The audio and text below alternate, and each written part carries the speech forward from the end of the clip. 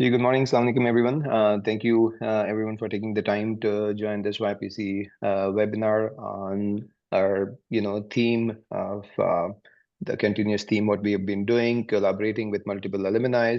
So today we are going to be discussing about what, everyone can do, the applicants can do for their application, ERAS application from now onwards all the way to September, or even for next year, if, especially the repeat applicants, new applicants. So this current webinar is in collaboration with Liaquat University, LUMS, in Jamshedpur, Hyderabad. And the panelists today, I have Noman Ashraf, who everyone I'm sure would know. Noman is current president of LUMS, also besides, being the program director in Psych, and also the fellowship director of addiction medicine in Joplin, Missouri. We have Rahil. I'm sure everyone would know Rahil also. Rahil is current, LUMS alumni treasurer, and he's also assistant professor and associate program director at Baptist Hospital in Southeast Texas in Beaumont. Then we have Alvina Batu. She was a postdoc fellow at Cleveland Clinic. She's also LUMS graduate. And currently, she is a PGY1 in internal medicine at Cleveland Clinic. And later, I think we'll have one more panelist from LUMS, Dr. Aksai Iqbal, and she is hospitalist at Southern Illinois Healthcare and also assistant professor with Southern Illinois University. So we'll have her once she joins, she's on call. So basically the point of, what we've been, sorry. Yeah, Right, I you have think something? Aksai is an attendee. Oh, she's here. Yeah. Got it. Okay, let me promote her to the panelist.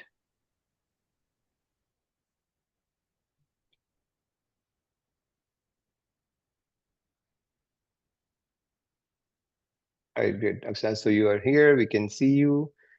And I don't know if we already introduced you, so I don't know if you're about your introduction, but yeah. So good. Thank you for taking the time. I know you're on call, so and you may be in and out, but we appreciate everyone taking the time. So basically, what we've been doing in this webinars is, guiding the applicants throughout the process. And now at this time, obviously, the most important thing is everyone is asking about, the rotations, the research, what to do and what not to do. So that's kind of what we are going to be discussing. That what would be the best use of these next 3 months, and not only just 3 months, moving on, even if you're applying for the match next year, what would be the way forward and what you guys should be doing throughout the years up until you apply for the match. So usually what we do is we kind of go with the panelists and kind of have their introductory remarks, what they think, what an applicant should be doing. And then we try to keep all these sessions very interactive and we try to take the questions. So in the audience, all you guys there, if you have any questions, you can type it in, but we would prefer to, you can raise your hands and turn on the video and we can keep it interactive. So I'll start, actually from Noman, and being the program director and professor and the fellowship director, obviously he's one of the most experienced. So Noman, just overall as a program director, what advice would you give? And please go ahead. Sure. So, Assalamu alaikum, everyone. First of all, thank you, Dr. Khurram and APPNA YPC for arranging this great session, inviting me. So first, I want to say that if there are some people who are here, they did not get matched and they're applying for this year, you need to know the process has become so hard that it may not be your issue or issue in your CV. It's just so comparative. So you shouldn't feel down, depressed from the process that what happened last year. It is just so hard. We're reviewing so many applications and great candidates that did not get matched, and it doesn't really define you. It's just that the things have changed and it's very hard and it's very competitive. But definitely, for people who have some holes and there are issues, we're going to talk about it, how to improve your CV. From program director's point of view, when we review the CV, of course, there are multiple areas that we go through. And my advice for you is to always get some mentorship, again, through APPNA YPC or from your college alumni, and have someone review your application. The critical parts would be your personal statement, your CV. Again, you want to, for any specialty, you want to have a focused approach. So your CV should speak about, if it's internal medicine, then you should have at least two letters, preferably 3 letters from internal medicine if you are submitting 4. Similarly for psychiatry, neurology, same thing, research, everything should match. I think we all know now that the attempts is a problem. So if some people who are preparing and they have not taken the exams, like may not be applicable to this webinar. Again, you want to take the exam when you're really ready. So again, for you guys, for other exams, if you're taking your step 3, for example, you have to be ready and you have to pass it. Failure is a big problem. You don't want to fail any of the steps. And then in step 2, you want to do have a good score. Step 1 is pass fail. Step 3, it doesn't matter, you have even a passing score, it'll be fine. Then your letter of recommendation are important. They have to be personalized, and again, we will get in more details about during the webinar how you can get better letters, but I'm just going to touch upon a few things like in a couple of minutes what are important things. So personalized letter of recommendation, really talk about you, really talk about what strengths you have. Volunteer experience is going to be important that we look at. Your hobbies are important, what you do in your free time, because it tells us if you go through this stressful ride, which is residency, and especially the first year internship, what are you going to do? What are your coping skills? If you have good hobbies, you have good support system, we know that you are somewhat resilient person, you're well rounded, you'll be able to take this pressure and go through it. So that's also important. That's looked at. Then your inclination towards the field and also the place you are in. Sometimes what happens is, of course, we all, when we come from Pakistan, we need to get the spot, we apply everywhere. But programs are looking more and more towards where your support system is. So if you have somebody closer to the area where you apply, so suppose if I'm in Joplin, my zip code is 64804. If you are closer to that zip code and your application is good, you may be given a preference because there's likelihood that you will come here because you have a family, your friends, you have a mailing address from here. This is what a lot of programs are looking into too. So paying attention to that, especially in terms of signaling which programs you signal and which programs you really want to them to review your application. Research is important. We'll talk more about it, how you can get involved in that and improve your CV through that. And the networking is extremely important in the field, because now the fields are becoming like very specific. So your focus approach, your CV focus, and in that field, do you have enough network? Have you talked to enough program directors, or you know the key people in the field, or you've published with them, or you're presented with them? All this matters now. It's a very different type of competition now than say 6 or 7 years ago. So you have to take it very seriously, and every single element on your CV matters. And then the last thing is your integrity, your honesty. Whatever you put down has to be absolute truth. A program directors can pick up on it. B, if they don't pick up and it comes out even after a while, you know that the scenario we have right now, there's no leniency in the system to keep people. They will definitely kick those people out. So be honest upfront, and then get the mentorship and keep your hopes high. Thank you. Great. Thank you very much, Nuwan. Very comprehensive. And I think if you guys follow this every, they just religiously all those steps, I think you should be in a very good place. So just a couple of points I would like to kind of emphasize on is, networking, like Numan said, is key. But please keep in mind, networking does not mean like, for example, just today alone, I got 2 messages or something just this morning, connect me to a program, we are repeat applicant, and where I have a chance of match. Now, I don't know you, right? This is the first time you're texting me. How would I just even recommend someone and even vouch for someone to a program where you even have a chance of match when you're a repeat applicant? So point being that the networking does not just come indirectly. You text, Noman, you text Rahil, Alvina, Aksa, and all that. Hey, this is who I am, and just connect me and get me into a residency program, a rotation, whatnot. But what we are trying to emphasize, you still have, for example, September is when you're going to be applying. We still have a few months. You still reach out to people in a certain way. And again, communication, I think in this whole process, the key. You will see people who have exactly the same credentials as you. That person got 15 interviews, you got 3 interviews. What is the difference? The only difference there is, I believe, when you have the same CV, the only difference is communication that will eventually lead to networking. Networking is not just that, I know 200 people and they're going to help me. They will only help me if they feel strong enough about me, so otherwise, so that's key that you guys need to understand. Moving on to, before I come to you, I think Aksa may have to just jump back and forth. So let's go to Aksa. And Aksa, you're fairly kind of recent, at least among a few of us other than Alvina. So tell us about the process that you have seen. Maybe share your journey, what things you felt were really important when you were applying, and now that you are in that position where you are at the giving end rather than the receiving end. So share your input about the whole process and what would you like to emphasize. Yeah, thank you. Assalamu alaikum, everyone. Thank you, Dr. Huram. So, I think I'm gonna say a lot, and my speech will be motivational than just telling you that you need to get higher scores. So I have been in this process for a long time, and I have seen a lot of people. I know scores are very, very important, but at the same time, like like who can do everything, not just scores. So last year, one of my friend who graduated in 2010, she matched like 2 years ago, and her husband who graduated in 2005, he also graduated.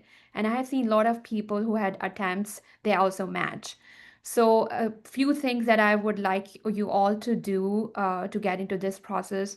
Number one, obviously scores. Number two, that you should have a good letter of recommendations. You should do observerships or electives, and you should have good letter of recommendations. Because if you have good letter of recommendation, they will just fill up for your lower scores. And I have seen people who have like 260 scores, but their letter of recommendations were not good, that they did not match. So I think in all this process that the more humble you are, the easier it will be for you to get into this process. The other thing is research. So when I started, I was the first one from my family. So I did not know anyone here, and I did not know how to do research and all that, but I learned everything. I learned everything. I initially started doing research. I learned from YouTube that there are some narrative reviews that you can do. You can just have come up with a topic and then read several papers on it, and you can watch YouTube videos. There are some courses available on Coursera. You can do those courses and then try to write narrative reviews. Try to send emails to people, not just in US, maybe somewhere else. Like I have done research with people from China and Iran. So you can collaborate with people there, or even in Pakistan, you can talk to different people in Pakistan and just try to collaborate with them. Don't aim that when you will start, you will not get first author. So just to learn from other people, just message them and ask them that if they are doing any research and if you can help. So research, you can do research like that, and keep sending emails to people and request them. And don't just send them, okay, as Dr. Khurram was saying that, oh, just recommend me to a program where I can match. But if you're sending emails, you can just highlight your good points, that what you can offer, because everyone needs help and they will appreciate if you know skills, if you have the skills to work with them. And then also you should also participate in volunteer opportunities, that try to, because there are so many free clinics where you can go and help there. And when you go to those free clinics, if you're in US, if you're going to free clinics in US, just ask them that if they are offer observership and if they would be able to help you. So I know things are tough and it's difficult to get here. But like if you stay persistent, you will get it. Even if your scores are low, or even if you have attempts. I have seen so many people. I guided so many people throughout the year, and I have seen so many people getting matched and have a lot of good stories. So I I just want all of you to keep working hard and never lose hope. You will get it. Just you have to just, and also don't be hesitant to ask. I know we are hesitant, or sometimes people think, oh no, I don't want to bother anyone. But no, you need to keep going, stay persistent, and you will get it. Okay, thank you very much, Akshay. Great points. I think the last point, okay, most people are not hesitant reaching out. In fact, they reach out all the No, I time, was. non-stop. अभी मैं आपका number दे दूंगा सबको, so they can reach out No, to I you. think you can give Trust my me. email. You can give my email because I try to respond to everyone. A lot of people message me I through know. Messenger. Sometimes I'm I'm just kidding. at work, I see those messages and I don't respond. But when I see it after a few days, I'm like, oh my God, I feel bad because I did not get to respond to them on time. And sometimes I don't Right. have Messenger installed on my phone. So if Sure. anyone wants to help, because we all go Of through course. Yeah. and people will I got emails all the time and I try Yeah. to answer as much as I can. That's good. I think I agree that people should reach out, but there's a certain way, Yes, obviously. The most important is like, again, I mean, I can tell you stories day in, day out, every single day. And then people think then I'm yelling because it's just the amount of people that they reach out and then the way they reach out, you yes, reach out, I just talked to someone today and like yesterday, somebody requested me for a rotation. I'm like, okay, let me look into it. And today, oh, do you have a confirmation? I'm like, hang on, guys. You just texted me yesterday. So anyway, so moving yes. on, I think a couple of very, very important point that you mentioned is letter of recommendations. And again, I would like to take a moment about this letter of recommendation, guys, that most of the times, unfortunately, the applicants are going in asking for the letter of recommendation before not every single time, a lot of times, and the vast majority of actually times, people are trying to just get this rotation for letter of recommendation. I think once you change that approach that you want to learn and you want to get this rotation to learn the system to impress and eventually get, it's not like, starting from letter of recommendation to performing. It's the other way around. You're starting a rotation, then you're performing well, and then it's somebody who would write to recommend. The only way to get a strong recommendation letter is if you did well. There's no other way around it. So that's the most important thing in the Yeah. And letter of then recommendation, I would say. Yes. and few things that I want to mention. You are right that I said reach out, but the way you reach out, or that matters. You cannot be just, you have to learn, as I mentioned, that here I have seen that the more humble you are, the easier it will be for you. And when you are asking for help, just mention that, oh, what are your good points? What you can offer? What are your skills? And what are you doing? And how determined you are? Because I always appreciate people who are determined. And regarding the performance in the letter of recommendation, I agree with you, Dr. Khurram. I teach a lot of resident students here.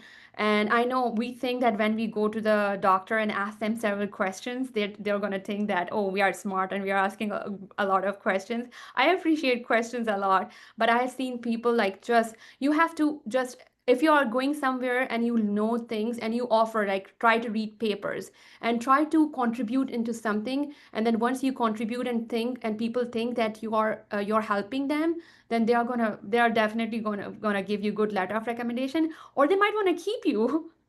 Sure, for sure. Yeah, yeah, I totally agree. Research is becoming very important. And again, it's not that hard as we all think.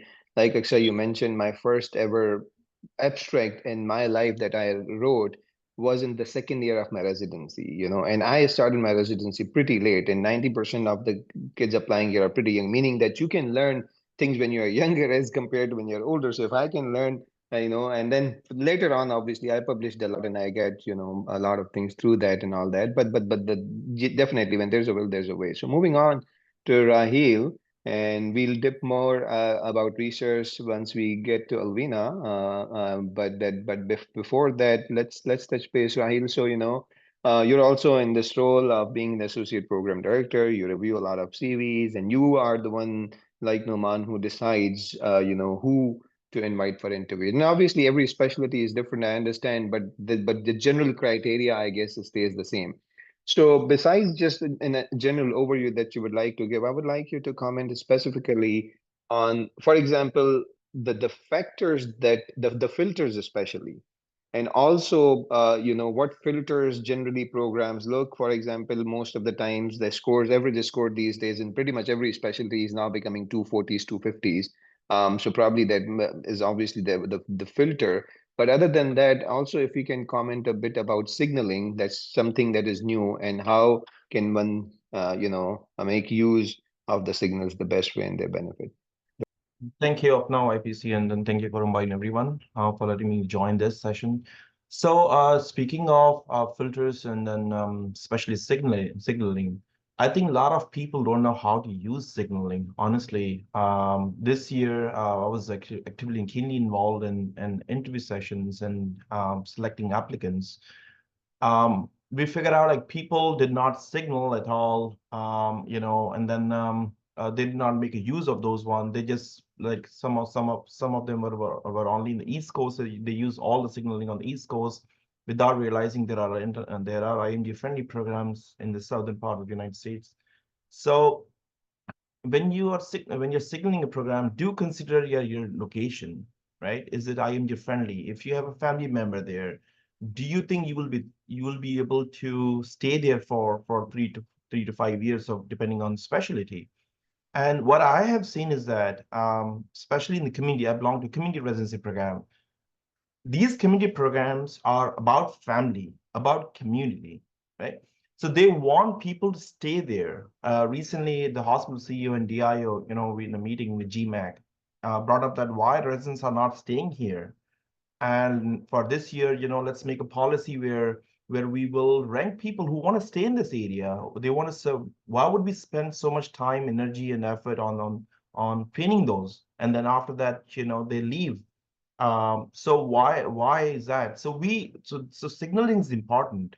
And then 3 5 years, like a lot of people who require visa, I think getting into residency, especially after signaling, getting into residency, and then staying there for after for J1 waiver. I think this is really important.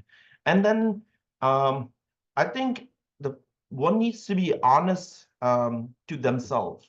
When you don't match, just sit down, take a step back, and think why you didn't match. Despite I had like applicants this year with multiple interviews, they did not match. I think I'm pretty sure, Aksa, I'm pretty sure, Alvina, you probably know, and even Noman Bhai. Um, a lot of applicants we know they did not match despite having interviews. And there could be multiple reasons. Just look at yourself, why you didn't match multiple and then sometimes we do blunders which we don't realize until someone brings it up or you yourself bring it up. Like recently, Dr. Noman and Dr. Khurram, we met recently, and then we're talking about like research. Think about an applicant who has like 50 publications in 1 year with multiple posters. Do you think it's legit? Someone publishing 50 research, papers in 1 year. Is it possible?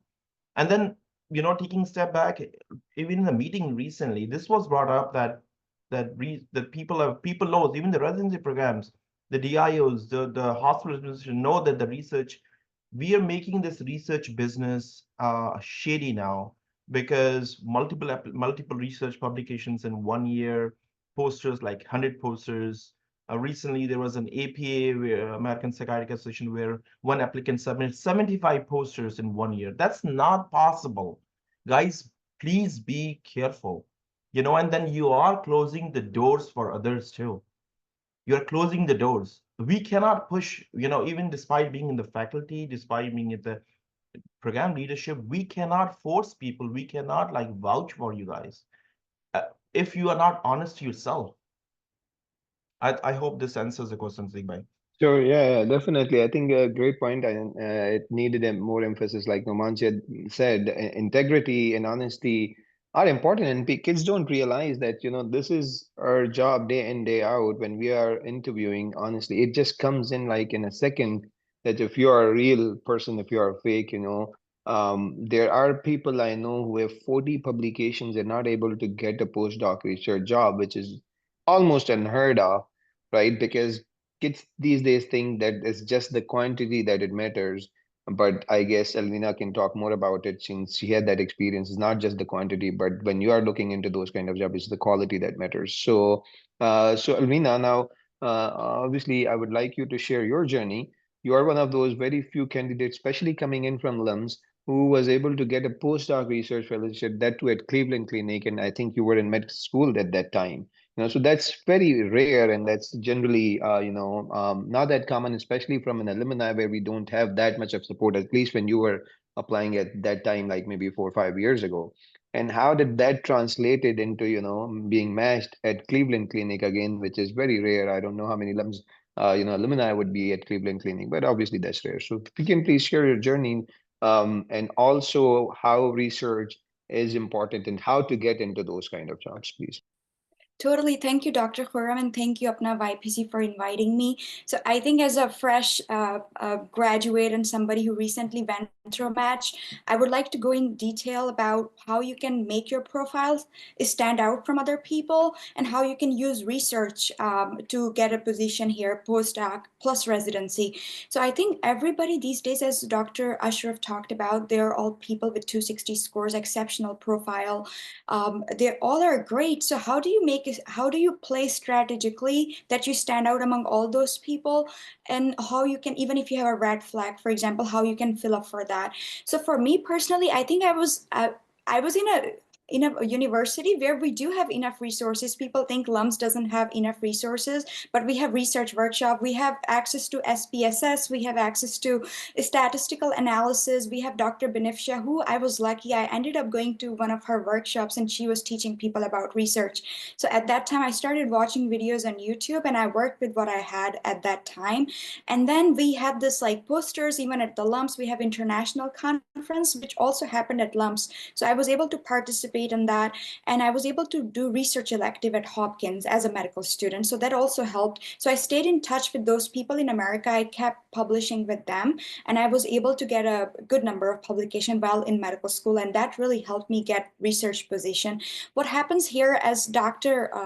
Raheel Memon talked about, they really want to know if you actually did that work and you know what you're talking about. So for example, if you're interviewing for a postdoc position, they want to hire somebody who is independent, can carry out those activities, and they know the research they did, they actually know that work. So when you are interviewing those people, you can easily filter out, because if somebody is working with a bunch of people and not actually participating, is just a co-author of a poster, they're not going to know how this work was done. So it's very easy to tell who is genuine and who is not genuine. So the PIs over here, they're super busy, but if they see somebody, even with like 40 publication and 90, they can tell apart like who actually knows the work, who doesn't. So it's really important that early on you have a good understanding of research and you know how to work, how to independently carry on those projects. And you can use YouTube, as Dr. Akshay Iqbal talked about. She learned through by herself. So it's not that hard. It's just like teaching yourself. And coming from Pakistan, I think all our government medical schools do have enough resources. So just working around what you have now with the era of ChatGPT, you can learn how to code using ChatGPT. So for example, if you're using our software or SPSS and you want to know how do I do Kaplan-Meier, you can go on ChatGPT, it would generate that code for you and you can just put it in there. So you can learn analysis. So right now, I think that technology has made things so much easier for us. And also like play match very strategically, like how to use your signals. It's very important to use them wisely. A lot of the interviews that I got were my signal programs. So that really helps, like knowing like where you're based, having a title. If you're a postdoc fellow, I think it really helps. So having that affiliation of the institution, if you're at a good institution, when you're interviewing, you can talk about, oh, I'm doing research here. They really consider that. And for example, for me, I got a lot of interviews from Ohio because I was physically present there. So I think it's important to do research, have an institutional affiliation while you're applying for a match. Even if you don't have that, just doing research and knowing your projects well and showing that you are, for academic programs, that would help a lot in the matching cycle too, when you're able to function independently, know how to do research, because they want to have somebody who is well-rounded. So I think another thing you can add to your CV besides research is just showing that what makes me different from other candidates. So try to volunteer, do activities which are unique, which add to your leadership skills, which add to your extracurricular profile as something different. I think for me that really helps. I try to do different things. So when I was applying, I wasn't just like, oh, I really want to have high scores. I was trying to have like an average CV, but at the same time, things which make me different from other people. And also you should be very genuine. You should actually care about those things. If you write, I love teaching, or I do research, so you should actually be passionate about it. And you have the sense of you're giving back to your community and you're helping people. And so I think it's easier because you're very smart, like Dr. Ashraf, like Dr. Mammon, you guys interview like many people. So it's very easy to tell apart who actually cares versus somebody who doesn't. So I think using research plus extracurricular activities to make your CV stand out in this competitive era would set you apart. And then people would select you over somebody who just has 260 scores, who is really good academically. But if you have something, like you're a well-rounded kid, you know how to work with people, you know how to communicate. Also, it's good that, as Dr. Khurram said, I also get a lot of messages and people are like, hey, can you recommend me for postdoc? And then I try to help as many people as I can, but at the same time, when I forward their CVs to my PI, and then we interview them and they don't know what they're talking about and the projects that they have in their CV. So obviously we want to have a good representation. We want to refer people who are a good example and going to represent our institute well abroad as well. So it's really good, like if you have a good profile, plus you know what you're doing. So first, like be in alignment with your values and really know your work. And then reach out to people in a way like you're convincing and you know what you're talking about, so we can actually help you. Great. Yeah. I think that's my 2 cents on this. Great. Yeah, thank you. I think great points, Alvina.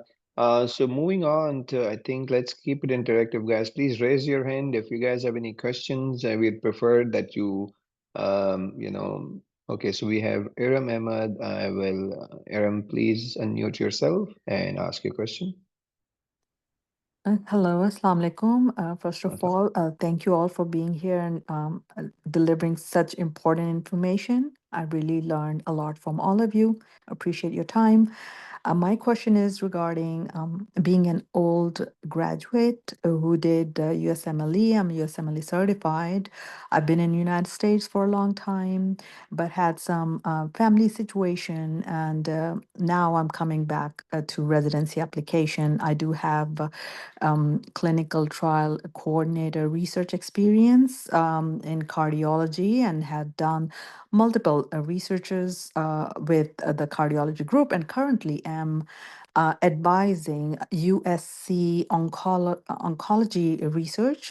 It's a starter program.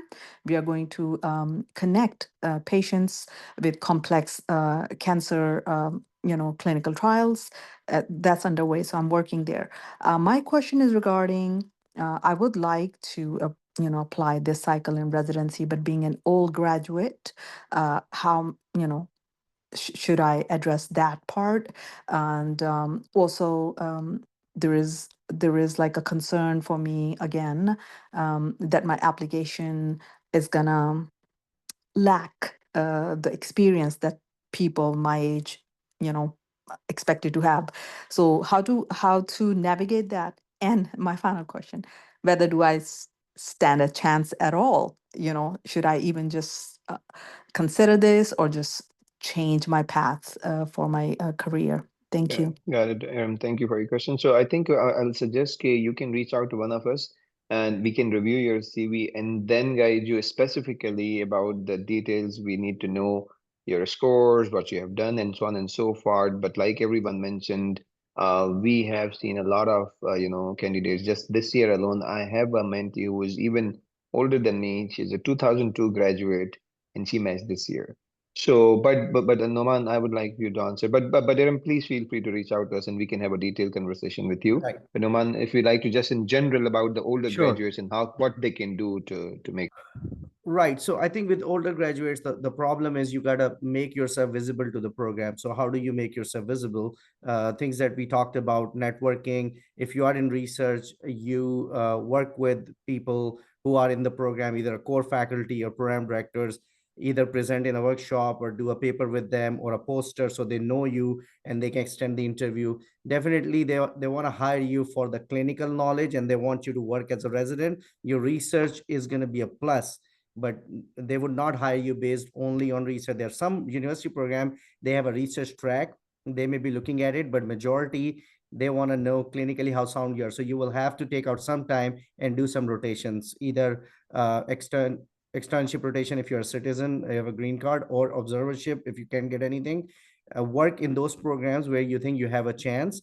And once they know you and they like you and you do a good job, which I always say, if you are desperate, you need to put your 200% in that observership or externship, and we can talk about how to improve your rotation. But if you do a good rotation, they will take you. Why wouldn't they take you then? If they know you that you're good, you're reliable, and you have the skill set and you're a good learner, then most of the people, faculty, everyone, when they get together and they do a rank order list, if there's enough good feedback, then people get matched. As I think Dr. Puram was mentioning, we have taken people in our program. We had a graduate even before 2000 and had to go through really rough path and all that, but and then there were issues in the CV too. But again, it got to the point where faculty members were like, this is a great person, we should just give them a chance because we've seen this person, they've been around, and we know that they are a good learner and will be able to teach them and coach them. So you need to get to that point. If you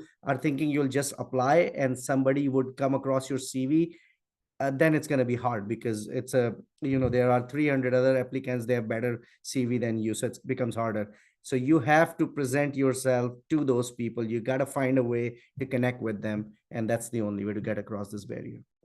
And there's so many ways to connect with people. I keep telling applicants that, hey, if you were to reach out to me, for example, or anyone for about a year now, there's so many mentees who I have not even met yet, but they are in touch with me for last 2 years. And now when they're going to be applying, obviously, then I know them for this long, and now I can vouch for them because I've been consistently mentoring them. Similarly, you're going into conferences. If you are here already in US, you are already in a research position, I'm sure you can go present at multiple conferences. That's where you can meet people.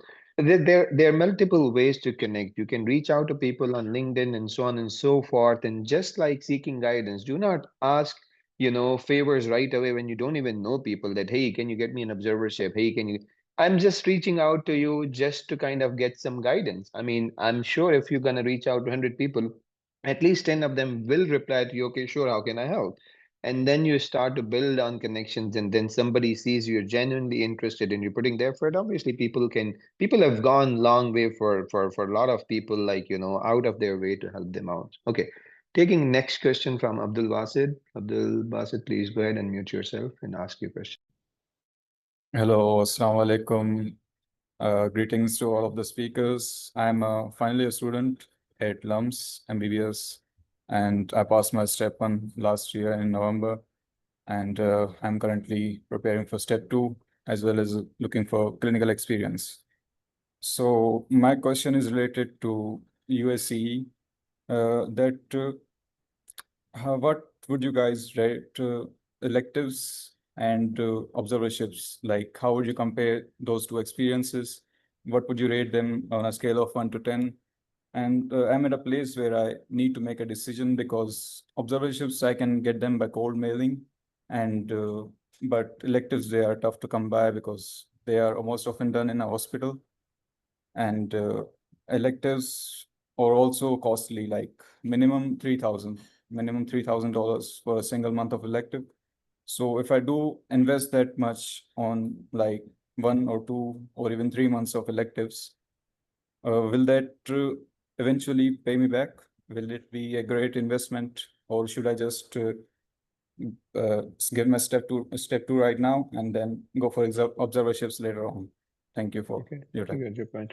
So electives definitely are, as a student, you should be doing electives. And that's is the actual US clinical experience that has definitely more weightage than observerships. And we do have some collaborations. And I think you did reach out to me, but just make sure, man, we get too many requests. So just be persistent. We'll get you some electives also. So we have some collaboration of LUMS that we'll try to get you some electives. That's not going to be that much costly. But Rahil, just in general about everyone else, electives versus observerships, or general US clinical experience, what do you suggest? I think is really important, and I think the application is incomplete without US clinical experience. If you cannot find any observership, there are like online platforms where you can get it done. I think without those, without having that section fill, it's an incomplete application, and that also filters you out from that. Um, Regarding to answer this, elective would be possible if as long as the applicant or as long as that's a medical student, and externships, observerships are once you graduate from the medical school. That's important. I don't know if Abdul Basit will be able to get electives as long as he's in the final year, but once he graduates, it won't be elective. He has to be mindful of that one too. Terminologies are important that we need to know. He cannot say I did electives after completing medical school, right? These are important. People here, they're expecting that you know these things because you've already graduated. You know this is the basics.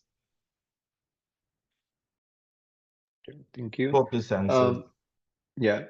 All right, so let's take some questions from the chat. We will not answer any anonymous questions, guys. This is a pretty much closed group, and this is what we have been preaching for longest period of time. So we will just completely decline the anonymous questions. So anyone can repeat about, Amir is saying anyone can repeat about the scores in USMLE step 2. I'm just done with step 2. I'm not sure exactly. Okay, so that was answered already.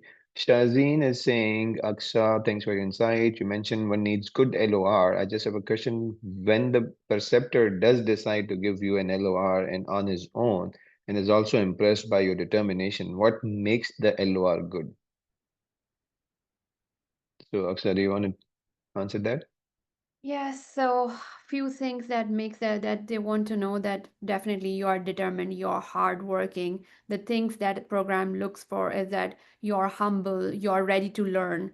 Because definitely when you graduate from med school, you have like just the basic knowledge, and they are getting you into residency because they want to teach you.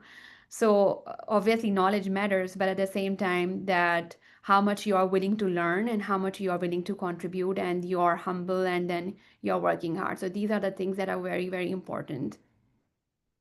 And a few other thing is that the LOR will have multiple kind of domains. So first, generally, an LOR will initially talk about just where you're from, and then many times the preceptors, a little bit about them.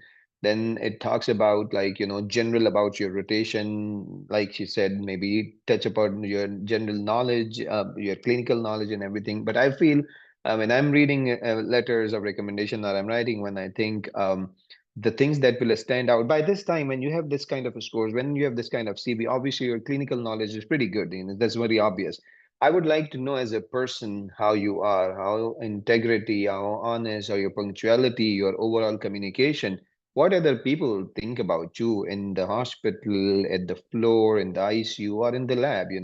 That's I think one of the most important. I'll have a student literally every single day. Somebody is rotating with me, and unfortunately, there are only a few of them where my staff comes down to me and tells me that these two or this person, this was really good. And it happens to me out of 20, there's only about 2 to 3 in a year that my staff will come back to me and tell me about, so that's where I think the difference where when somebody tells me, I will definitely write that in my letter that this is what they think about you, your sense of humor in general, like just the communication overall that you have, and then so those things I think is also matter. So please, when you are doing your rotations, focus on those. Also try to bring up topics that you can talk to people, try to be friendly with people. Just a smile can go a long way. Just learn the culture, just find common topics. People would love to talk about traveling, people would love to talk about food, people would love to talk about sports. Don't make up things. You don't know sports. To this day I don't know most of the American sports, but still I can have a conversation. So maybe just try, ask them, just teach me something about those sports. But there's so many topics that you can figure it out. Okay, moving on to Maruf Shahed, please go ahead and ask your question. Hello, everyone. This is Dr. Maruf Shahid here, and I am very thankful to you guys for arranging this webinar. I have a question. which is that despite having good step scores, despite having a recent year of graduation, and despite having a US clinical experience and research experience, what is the number one cause that non-US IMGs do not match? Okay. So the number one cause, I think, is just the number itself. The ratio remains the same. So even this year, when you see that, 1,000 of Pakistani matched, more than 1,000 matched, it was about 55 to 60% of Pakistanis who matched. And even 3 years ago, it was about the same. 10 years ago, is that generally IMGs, if you look at the ratio, there's about 50% of IMGs who match, and it's just the mere number, like Noman mentioned early on also, that the competition is every year, the competition is high, but the probability remains still consistently the same. And even some years we have seen, last 2 years, that even the percentage is becoming higher. For example, if it was 48% few years ago, around 50%, last year it was 58%, 55%. So but that's what I think. Noman or Rahil, you guys, anyone else had to pitch in? Right. So yeah, the number remains the same now for an individual person. If you think the CV is really good and everything is aligned, then I think the problem is how they present themselves. So they need to work with a mentor, maybe join our Apna YPC mock interview and see if the interpersonal skills are good. If whatever they put down on the CV, can they defend it in the interview or not? Are they a good fit for the program or not? I think then there are factors beyond your CV that have to do with you, with your temperament, and how do you talk to others, like say coordinators and other staff member on the day of interview. All the feedbacks comes together. I have so many examples where just one person who was short with a coordinator and other people liked them, and that coordinator said no, this is what had happened, and all of a sudden the entire room changed their opinion. So things happen. So I think there are so many other factors, but if you think the CV is good, everything is good, then you got to look at the personality issues, the communication styles, and those things. Okay, thank you. By going on to Aisha, please ask your question. Assalamu alaikum and good afternoon to Mhm. all of you. And I would like to take a moment to thank everyone for arranging this session and helping us by going your way out, to be very honest. And I had a question which is specifically for observerships and in between the volunteering and getting few days in a week or few weeks of attaching with the physician and I mean observing their work even for not for few hours but like for the full shift, let's say. So in between observerships I was able to get some like few weeks, 1 or 2 weeks with some US physicians, and but I mean all of them are on their schedule and they actually allowed me for like few hours in a day. And I was just wondering that taking such and this is not the one but like a few of them I was able to get in this way. So is it even worth it to take them and go for it? Because at the end of the day I would be observing for few hours only. What I feel like, I try my best to discuss the patients and to discuss the plans, to do whatever in like in whatever way I can contribute, I try my best. But still, we are not allowed to touch the patient. We are not allowed to directly take part in their care. So, how am I going to add value in this, very short duration of time? And of course, it is not worth it to go for a letter of recommendation for only 1 week or 2 weeks of observership. It does not of course look good. And at the time of eras, where do I put like this kind of short experience and things like that? I'm sorry if my question is haphazard, but it's like just I No, try it's to okay, collect my Aisha. thoughts So I and can, yeah, I get your point. So let yes sir. me tell you something that I have a students who rotate. I generally take students, for example, 2 weeks. I have students who impress me in day one, and then I have students who sometimes extend it for even a month, and they are not able to impress. And that's kind of the usual. So yes, few hours in a day may not be enough, but if you are impressive, trust me, you will be impressive even in those few hours. And that's not just one day. You're consistently doing it for 3 weeks, 2 weeks, or whichever weeks. So try to find those, Nisha. The other thing is in ERAS generally doesn't ask, the application doesn't usually ask about days exactly. It's just, that's why they put in the months, right? So I mean, you rotated in the month of May, and that's about it. it's not an elective, right? An elective is specifically 4 weeks or some certain type of, certain number of weeks that an elective is done. So you can still put an ERAS. And lastly, about the letter of recommendation, I think it just depends. I mean, like I said, I mean, some people are unfortunately not able to impress even in a month, and then the letter of recommendation probably is going to be about that. And then you don't also understand that the letter of recommendation, the 3 are minimum required, or 3 is that you can submit, but your application does not have just 3 rotations. You have like at least 4, 5, 6 rotations. You have some home country experience, and you can pick up the letters which you feel are going to be stronger, because you can also get an idea by working with a physician that what those physicians, what those preceptors think about you, right? And then you can assess that how strong of letter would those be. Guys, anyone among the panelists pitch in, feel free. Yeah, I agree with you that it's not about that how many hours you are spending. It's about how you are presenting yourself and what people think about you. In letter, like, yeah, some people write that, oh, okay, she rotated with me for a month. But if and some people will not write it that, okay, you rotated for a few weeks or few hours, but at least how you presented, how what kind of person you were, and how was your knowledge, how you were interacting with the staff, and teamwork. Here teamwork is very, very important. So how, if you're a leader, if you perform well with team, so don't worry about the number of hours, just focus on what you can do.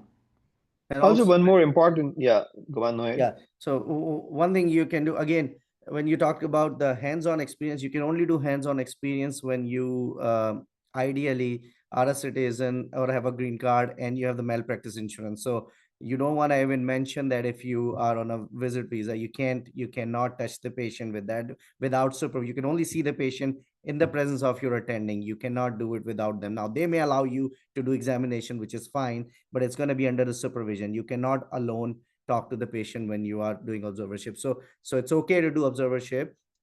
Do make the best of your time while you're there, and then you can talk to your supervisor and say, hey, I have a great research idea, and can I please work on that project, and would you like to mentor me? And that's how you make use of your extra time, and then they give you a great letter that you were with them and working for the month. So there are ways to do it. Exactly. And similarly, like for example, even I had a student, and I was having a day off. She asked me if he can even come in that day when I'm off, and she can still rotate in the lab with somebody else, with my PA, with the nurse or something. And you can like 4 hours with the physician, but the rest of the day you can ask them. If you're at the clinic, you can ask them if there's anything else going on. You can still hang around and then just shadow. So again, there are so many ways that you can make the most of your time. So moving on to Hamza Gohar. In the meantime, panelists, if you guys can also look into the QA, and if you can type in some answers, that will be great too, while we take the questions from here. Hamza, go ahead and ask your question. Hey, hi everyone. I hope everyone's okay. I'm Hamza Gohar. I'm a medical graduate from Peshawar. Recently got ECFMG certified and will be my first cycle this year. Part of my question was already answered in one of the previous answers, so I'll just skip to the part that I'm still curious about. So I came across some of the perceptions. I'm currently rotating in Georgia, by the way, and I'll be applying in internal medicine. So I came across some people telling me that I have rotations lined up until October, and I was told that you should have a mix of outpatient and inpatient rotations. And while I do have option of both, I've been working on it for past year. I wanted to ask and possibly get an experience insight from you guys that how should I gauge that, and how much of my clinical experience should be inpatient and then otherwise. So yeah, thank you. I think it is right. I mean, it has to be mixed inpatient and outpatient, and if you have to mostly inpatient, so I think the best way would be if you can get into some Ivy Leagues, great. Otherwise, get into residency program, very good. Otherwise, any hospital, otherwise any clinic, and some mix and match internal medicine for clinic. And most of the specialties will have some outpatient experience anyway. There's no specialty, subspecialty, which will only be inpatient. The only hospitalist and pulmonary critical care is those are the two probably one which is only inpatient, cardiology, rheumatology, any other subspecialty will have some clinic outpatient experience anyway. So I think we'll move on to next, Anish Kumar. Go ahead and ask a question. Hello, good afternoon. Am I audible? Yes. Hello. First of all, thank you for arranging such a great learning session for the match applicants. And I am Dr. Anisha, 2024 graduate and gold medalist of LUMS, and I'm done with my steps and I will apply for match this year. So I have a question that everyone is trying to secure a spot of observership in the IMG friendly programs. So let's suppose if someone gets the spot, so apart from professionalism, what things one should focus on and to do in the observership for increasing the chances of match in this program? Thank you. Alvina, would you like to answer this? We've answered this many times, but still go ahead if you want to dip more about it. So the voice cut off a little bit. Can we rephrase the Professionalism and how to make the most of your rotation.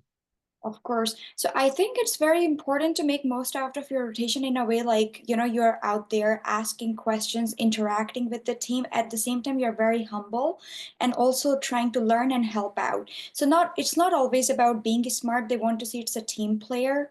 So you have to be professional. At the same time, you're helping them. Like if, for example, if you have free time, you ask your attending, can I help with anything? Also depends what type of rotation you're doing. Is it elective? Is it observership? Or is it externship? So your freedom of patient care is all based on that. I think professionalism also comes when it comes down to your communication skills as well. Coming from another country, it's important to have good proficiency of the language, English language, for example, when you're in the US. So being able to speak fluently, at the same time coming on time, also staying up, asking them, do you need any help? It's good to stay late. It depends on the PI. Some PI really notice that. For example, you ask them, hey, if the team is not done yet, I would like to help out and stay for a little bit. I would also like to participate in this project. If there's an ongoing research in clinic, you can help with that. So just taking initiative, asking questions, showing up on time, at the same time, staying a little bit late, showing enthusiasm, all of that goes a long way.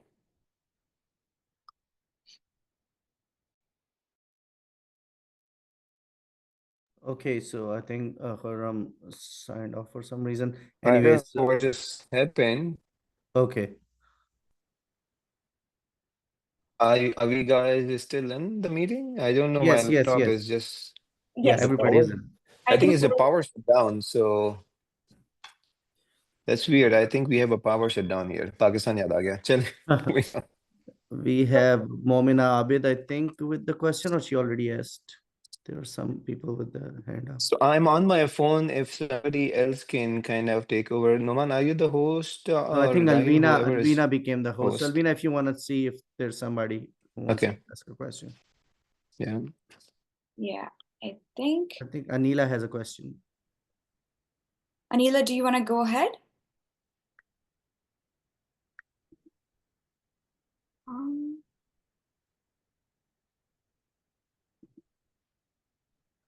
Let's move to the next one.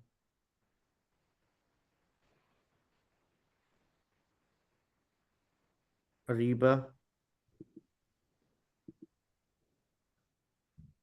See if I can make anyone else host. I'm host myself, but I'm on my phone now. I don't know what happened. We have I a power think It's fine. shutdown, so my I think we laptop shut can, Alvina is down. the host. yeah, we can generally talk about some of the things and summarize, reaching Sure. towards the hour. So let me just summarize some of the things, and then we can see if we can take some questions again. So what's going to be important for you from now on till the next match is find a mentor. That's very important. Work on your personal statement. There was a question about what to do in the personal statement. Again, you want to start out with some sort of a story that motivated you. Your personal statement has to be your personal life, talking about your passion for medicine. So find out why you got attracted towards medicine. Create a hook, create a good storyline for a reader so they can go on and read more of your personal statement after that initial 2 lines or 3 lines. So think about what motivated you, then talk more about your passion, talk about what you did to pursue that, other leadership skill, volunteer experience that's pertinent to the medical field that you bring to the table, what kind of program you are trying to get into, what do you bring to the table, and then kind of close the loop in the end, why you are interested. So suppose if my hook is that I saw a friend who struggled with addiction and lost his life, in the end I talk about all that what I did for addiction, and then in the end I tie it back up with that I'm interested in addiction fellowship or something like that. So create that kind of a story. You want to keep it around 1 page, maximum 1.25 page, but 1 page is a nice personal statement, concise, everybody can read it easily. So work on that with someone. Your clinical experience is going to be really important. If you are a student, try to do electives. Again, reach out to APPNA YPC. There are some alumni that have contracts in place with different hospitals, so we may be able to get your rotations very cheap instead of like those $3,000 if it's possible. If not, work through your medical school, because for elective there has to be a contract between the hospital here and back home, so that otherwise it cannot work out legally. So there has to be some sort of understanding and a malpractice insurance. Once you graduated, then there are two options. If you are a citizen or a green card holder, you go for externship. Legally, that is the only externship. Now some program offer it, but it's not, in legal terms it's not the externship if you're not a citizen or green card holder. If you are on a visa, you got to do the observership. And then when you for observership, when you are there, how do you make it better? Try to show up early, try to leave the last person from the rotation. You got to give your 200%. Be attentive there, ask good questions, talk to people, make friends, just be nice. Don't overdo it, but just be normal, just be nice. And try to get engaged in their didactics, try to present in didactics, see if you can get involved in any research. Now for research, people, there was a question also, do we need to learn SPSS and all that? You don't need to do all that. What we want to know is a scholarly activity, which means just pick up a good QI project, easy project, find out a problem. Like one of the easiest project a few years ago was or decades ago was these installing the hand sanitizer in the hospital. So people like, we are transferring germs from one to the other patient because we are not sanitizing our hands. So they just installed the hand sanitizer and they found out what was the germ transmission rate. You can find out simple thing. You can come up with a simple survey in any department that you work, that if we improve one thing, suppose even in terms of scheduling patient, if we change one of the scheduling to online from just calling, does it improve the patient show rate? And that would be your QI project. You can write a paper on that, you can do a poster at least on that, you can present it in conferences. Go for the low hanging fruit. We just want to see your aptitude towards research. You don't have to be a researcher for this position. Volunteer work is extremely important. Try to find something that matches your field. So if I'm a psychiatrist and you volunteered in a crisis hotline, even for say 2 or 3 times 3 hours a week, or you worked in a shelter home and provided food or help with those people, that would count. And then your certification courses, if they're available in the field, you can do that. APPNA Merit does it through APPNA platform. Networking is extremely important, we already covered that. Leadership skill teaching in volunteer organization, if you go up the rank, become like a chair or vice chair of something, and you have a team of people that you deal with, then we get to know that you have conflict resolution skills, you have a team building skills and all those. That's important. So I think that's how I would sum it up. Try to work on those and work on your CV. Khurram, are you back? Good. Yes, I'm here, Naman. Thank you. I think this is great. Overall recommendation. Absolutely agree with you 100%. I know you had to leave, but feel free whenever you have to step down. I think we can still go on for another 10, 15 minutes if this is okay with all the other panelists. So I have Heba. Heba, you can unmute yourself and ask your question. Assalamualaikum. Thank you for the insight, everyone. Hope you're all doing well. So I'm currently in Tombol at the moment. I'm on a visa here, and Dr. Ashraf's insight has been quite helpful in analyzing a few of my steps. My basic question is that since I'm on a visa, I can't officially do an externship, right? And because I'm a graduate as well. So the only option that I have left is for observerships. And in my opinion, or so far, I've been here for like 4 weeks around now, I've noticed that it's easier to get observerships in clinical settings. And it's also more, the preceptors are more open since it's their practice and offering hands-on experience. And, you can ask the patients questions directly, you can interact with patients directly. So it feels like clinical observerships have more to offer in terms of hands-on experience as a graduate, as a visa requiring graduate for me. But it's been said that hospital-based rotations carry more worth. what is the committee's understanding or, opinion on that? So, Heba, I'm in Tomball. Feel free again. We can discuss. We can get you some rotations if you'd like. But like we said before, also, I mean, you can get into Harvard. Sure, go ahead. You can get into Cleveland. Great. Otherwise, any residency program, any hospital, any clinic. I know so many students every single year who do not have any inpatient hospital-based rotation. There's only clinical-based rotation, outpatient clinic-based rotation. They were able to match. And similarly, I have seen people with like literally rotations in residency program and they're not able to match. So also understand when you're a residency program, you're being judged during your rotation. So if you perform well, obviously you'll get an interview, you will have a very strong chance of match. But if you did not do well, you may not even get an interview and so on and so forth. So it's a mix and match of everything, all the rotations that you can get, a combined like we mentioned before, are going to be the way to go. So that's kind of the bottom line. So moving on to the next question, I have Ayman Aziz. Ayman, you can unmute yourself and ask your question.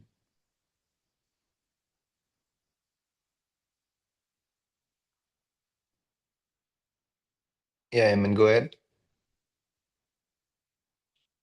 We can't hear you. Okay, we move on to the next one. Let's see who we have. Maruf, you still have a question, so you can go ahead and mute yourself and ask your question. Thank you, Dr. Khurram. This is my second question during this webinar. My question is that I do not have strong connections solely because my alumni is not that strong. Okay.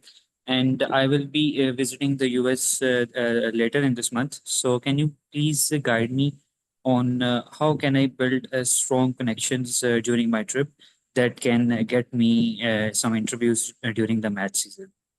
Rahil, would you like to take this, please? So thank you, Maruf. I think through APPNA YPC, you can reach out to people. I mean, it doesn't matter if your alumni is there or not. I think most of us are there to help you. And then I have done it, and Sigma has done it. Vina and I'm sure Aksa must have done it for people who don't belong to alumni. It's like for APPNA, when it comes to APPNA, we belong to Pakistan, and we are there to help you. And I think strategically, you should be reaching out to people in your field of interest. Not like I got a message yesterday from my alumni that, hey, I want a personal mentorship in internal medicine. So first of all, I'm not in the field. Second is, how can I provide a personal mentorship? So those are things I think you need to keep in mind. Yeah, and then regardless, I think like we have been saying, I mean, connections come from your work ethics, nothing else. I mean, you can be from my alumni and you can be, if you're not impressive, you're not impressive. And I'm not going to support you if you are not hardworking, if you do not have the integrity. Just because you're from my medical school does not mean anything to me if you do not have that integrity. But similarly, we support people from all across, like Rahil said, literally all over from Pakistan, regardless of their alumni or regardless of their background and whatnot, but it's just based off their work alone is what matters most here. Moving on to, Also, I Vijay, I think, wanted to mention something about, there was like some question about inpatient and outpatient rotation. One thing I want to bring it up, since this was topic of interest, I think you need to focus on like outpatients are important as equally as inpatient. Outpatient, especially the field like psychiatry, family medicine, that's more like outpatient. So if you've worked in outpatient clinic, that clearly states that you want to apply for psychiatry or internal medicine. Of course, internal and when you get an inpatient rotation, that's like mirrors the residency program. That's most of residency programs are aligned, and also you get like better EMR. It's like more a training strategy. But an outpatient, think about it, you'll have a more push to an attending. You will learn more. I think both rotations are important. Like I saw someone's message right now that if APNA can help to get an inpatient rotation, it's not possible, to be honest. for everyone to get an inpatient rotation. You can make best of the experience from the thing that you have in your hand. Agree. All right, Eamon, you're still on. If you can still unmute, you are welcome to ask a question. In the meantime, I'll ask Javeria Saqib. You can unmute and ask a question.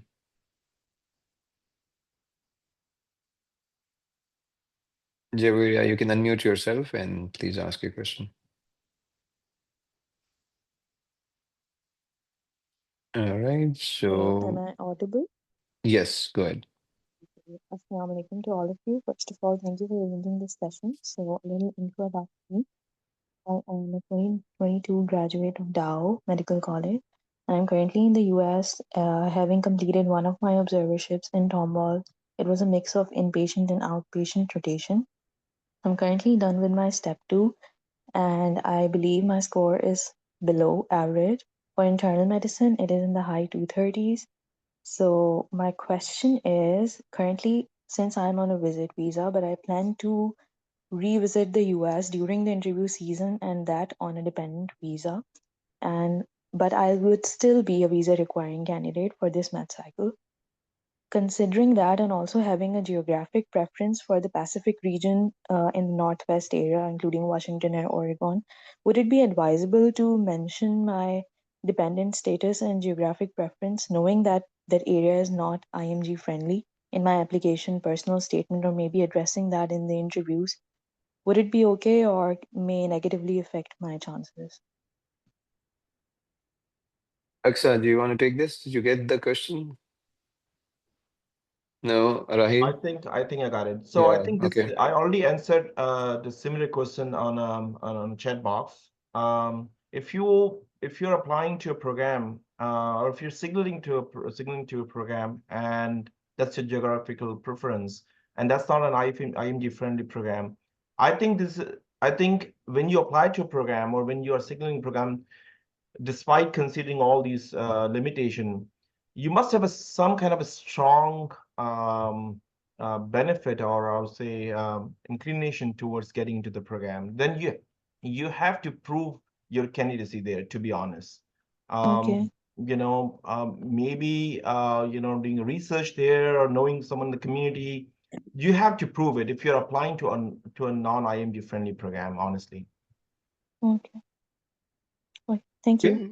All right, Anila, you can go ahead and ask your question. Thank you. Thank you, Dr. Khurram, for giving me chance. Mhm. Am I audible? Yes. Okay. First of all, thank you for arranging this session. I have a question like when being an observer, like now, right now I'm doing an observership in the hospital which is affiliated to university and they do have students too rotating with me. So they do have access of EMR and they can do these things. But being an observer, I'm not able to do or have access on EMR. At that time, how can we differentiate ourselves or we can make ourselves look uh, on that position that we want to do something or we can make ourselves set apart from the other students. Okay. Aksa, you want to take this? I think we have answered this kind of multiple times, but it's still, I think this has been the main focus everyone is asking. Aksa, do you want to pitch in anything additional on this? Yeah, one thing, when I was in your situation, I had the same question too. So one time what I did, I know we cannot touch their EMR, but some of the EMR you can just sign up on your own at your home and just practice dummy. And then in this way, and if you just can learn those EMR on your own, I know Epic don't allow that, but there are some EMR that allow that you can have like you can log in and then work on it. So in this way you can just mention that you have worked with EMR, that you have this experience. I don't remember those EMR name of those EMRs now, but there are some EMRs that you can just sign up on it and then you can just practice on it, and then at least you will have experience, some experience of that. But if you cannot do, you cannot do. Yeah, and also understand, guys, that it's not just one thing in your rotation, that EMR, touching the patients and doing this. There's no one thing in your rotations. There's no one thing in your CV that will eventually let you match, you know. Again, basic things are important. You've been asked, you are in the rounds and you have not asked a single question. I get these comments every single day from preceptors. You are in rotating for the whole month and you honestly have not even asked any question at all. You have not answered any questions. You're just sitting there. Like literally one of the preceptor told me कि यार ये तुमने जो है ना मुझे statue भेज दिए हैं. Statues, like you are just standing there and doing so these are just the basics, like just things. Just use common sense and just show your presence that you are there, and that's about it. Okay, so we have Iram. You want to unmute yourself and ask a question? Yes, thank you so much. Once again, appreciate you all. I would like to see what's the best way to contact you, Dr. Khurram, in order to receive feedback. If you are on Facebook group, you can again, please guys know that be respectful when you're reaching out on Facebook, on WhatsApp. I'm on multiple groups. Every one of us are on multiple groups. You are welcome to reach out, but just do not text like repeatedly in like next day asking like, hey, can you reply to me? Hey, can you answer this or not?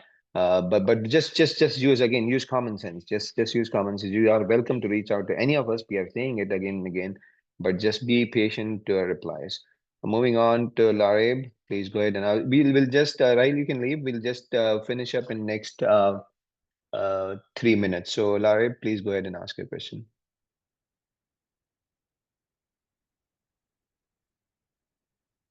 Okay, Larib, we'll move on to Iram. I think Iram already asked, and yes, she already asked, right?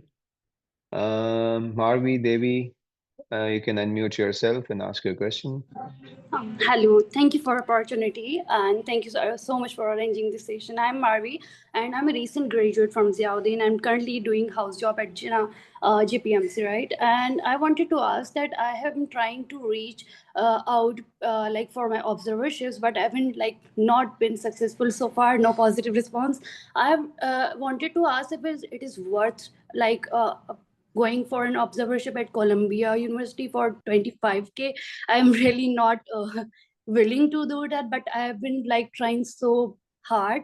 I also applied to that APPNA. And thanks, Dr. Khurram, for giving me opportunity.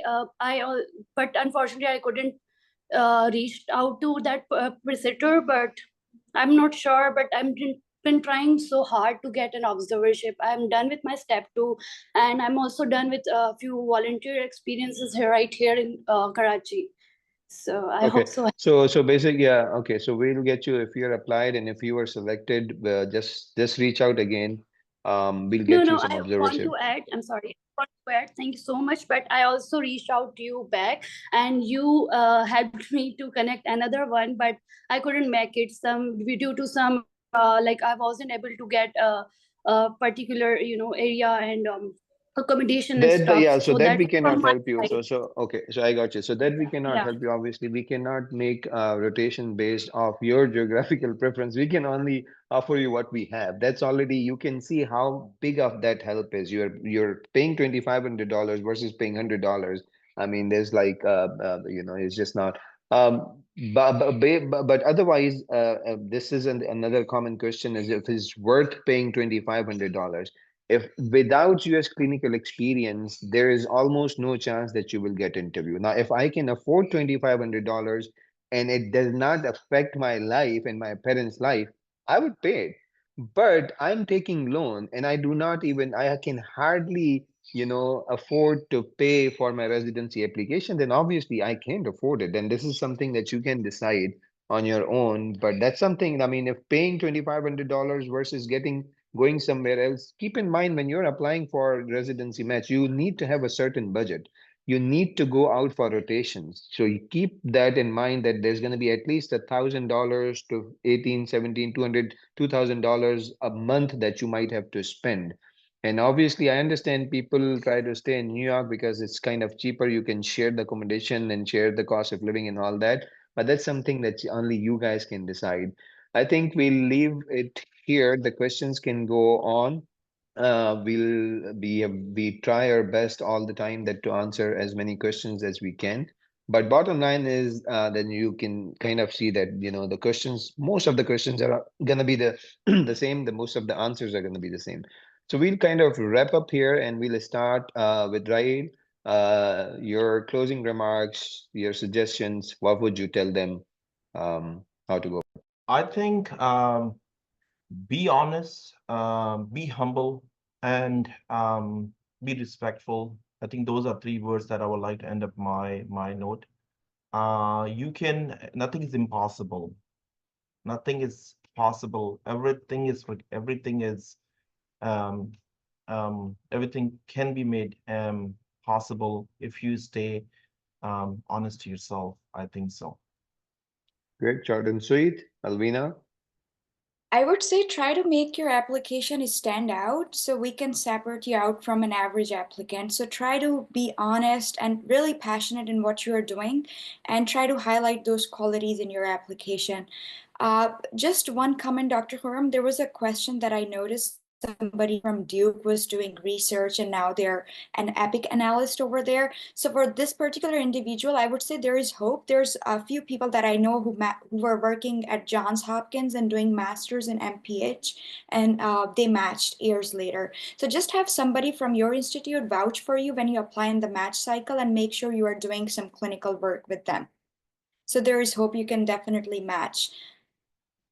And people from clinic have matched before too, who are old graduates and they were working exactly in the same position as you. Yeah, I just wanted to add that. Thank you. Sure. Yep. Aksam, anything that you'd like to add? Yeah, so one more thing that I would like to add is that try to go to the conferences as much as you can.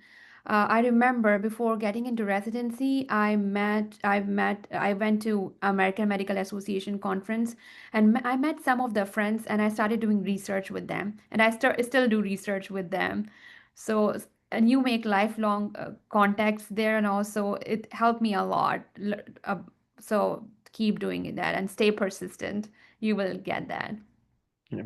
Great. Thank you very much, guys. Yeah. So I appreciate everyone you taking the time on the weekend and to help out our fellow Pakistanis applicants. So guys, the bottom line is again, just use your common sense.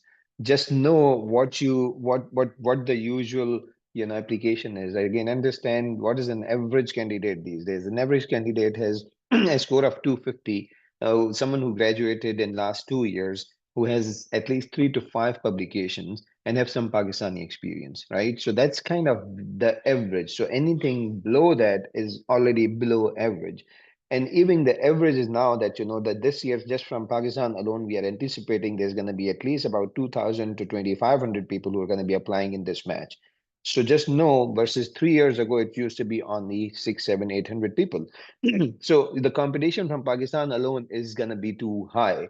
And there's this in this era of diversity, not every program so will have a certain number of Pakistani, certain number of that's also a big thing that they cannot take just one race into their program from just one ethnicity from just one country. So based of the diversity, but it's still the match again. Understand that the probability remains the same. The ratio remains the same. There's still a good 50 to 60% of you who will match every year. How to make it work is just follow those simple advices. It's not going to be, it's not honestly that hard. We have been through your shoes and it was never easy. It has never been easy. So don't think that, 10 years ago, 3 years ago, 2 years ago, it was easier. Now it's been difficult. People who are consistent, people who are legit, people who have done the hard work, they have eventually matched, and every single year you will hear the same things again. Just be just get understand that you are doing this rotation, 1 month of rotation, 3 weeks of rotation, this is your life for those 2 weeks, 3 weeks, 4 weeks. That's it. You got to make the most of that one. Reach out to people in a nicer way. Just be humble. Just be proactive, but also please do not invade their privacy. Sending a text, common sense is not being used. Sending a text at 3 in the morning is, I get those. I get calls 3 in the morning, and even a 16-year-old can tell, like, when you're reaching out to someone, even if you're Pakistan, the first thing that you would do is just Google what time is in US. You never, I mean, it is, the things these days are very, very, very easy. So just understand those. Reaching out to people 3 times in a week is not okay. But then also understand that you reached out to me and now you just waited, and then you are reaching out to me 3 months later that you reach out to me three. That's also not right. So understand how to communicate, and just basic things. Just watch some videos, just basic kind of concepts about just the communication.